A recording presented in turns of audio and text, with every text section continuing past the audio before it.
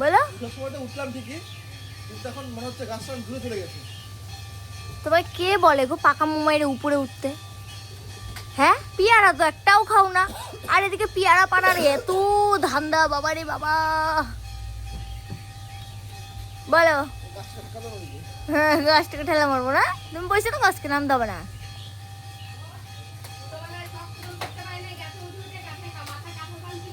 এখন প্যান্টটা যদি ফাটে দেখো, সাবধান, অঘটন ঘটায়ও না কিন্তু, তার মধ্যে আবার জুতা পরে পরে ওঠে। লাও ঠেলা, লাও ঠেলা, সব এগুলো এখন ফেসবুকে পোস্ট করে দেবো, দাঁড়াও। আসছি বলে, আবার বলে আসছি। আমাদের বাড়ির ছোটা মাংকি না বাড়া মাংকি। একদম ওই চালে উঠবো না এখন, নামো, শিগগিরই নামো। বদ দুপুর বেলা করে। হ্যাঁ দিব তো। তারপরে মেয়েগুলা লাইক করে না, দেখো না, লাইকের একদম ফুলঝুরি বানায় দিবে। এক্ষুনি তোমার স্ট্যাটাসে দিব আমি। ওর হোয়াটসঅ্যাপ স্ট্যাটাসে না হলেও 300 জন মানুষ দেখে,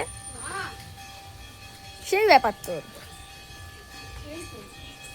বলো। আর উঠে যাবে না মানে? কারণ আমার শরীরটা ভালো না, তাই দুর্বল হয়ে গেছে শরীরটা, তাই তোমার শরীরে শক্তি নেই, তাই জন্য ভয় ভয় শরীরে কাজ করতেছে। হয়েছে এমন শান্তি।